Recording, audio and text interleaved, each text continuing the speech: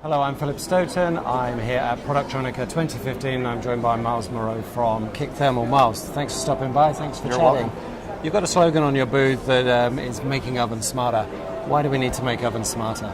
Well, you look at the manufacturing line, and there's throughout the years been focus on every part of the line as far as making the machine do better, make decisions, be smarter. But the oven's kind of been the ignored part of the line, and the machine does well at doing what it does, is producing heat.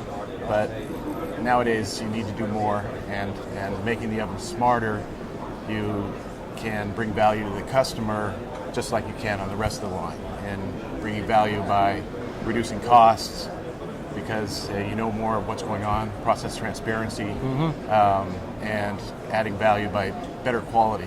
The more you know about a process, you can measure it and then improve it. So that helps the and you can only improve what you can measure. And how do you go about educating the reflow oven? How do you make it smarter? Well, the main thing we do with our system from a hardware standpoint is we put in more sensors into the oven, so we actually know what's going on when the board disappears in there. And then once we have that information, we have a really powerful software tools that analyze that data, give customer information about every production board that's going through. Whereas right now, they may take a sample every once in a while, or they see the oven's in control on its thermocouples, but what's happening to their product.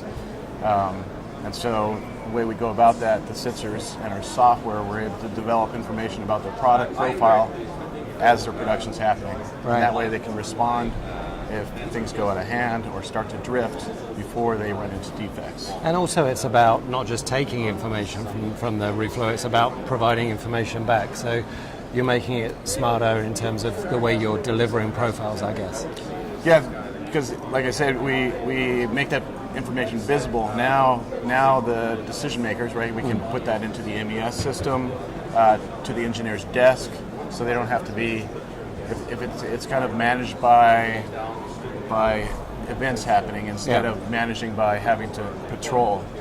So when an event happens, they're notified when they need to know, and if it's going fine, hey, our system's taking care of it. Okay. And in your material, you talk about process monitoring as opposed to machine monitoring. What's the difference, and why is it important to choose one over the other?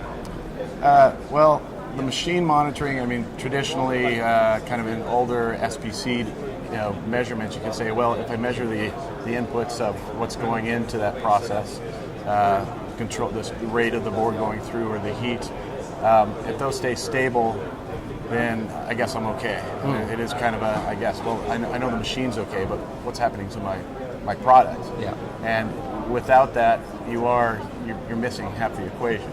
So by monitoring the process and getting process data, now you know information about what you're producing. And that's the most important, because that's who you're delivering to your customer, is that product. So you need to know information about that. The machine, for maintenance purposes, make sure your machine's maintained over time well is important, but your main goal as a company is you're delivering a product, you got to make sure that product is high quality. And it delivers what you say. And when you look at traceability, it's traceability and genealogy of that product and that process, not of a batch. That's what people are looking for with lot size and one. Miles, thanks for stopping by, thanks for chatting, and we'll chat again. Thank you. You're welcome. Thank you. Thank you.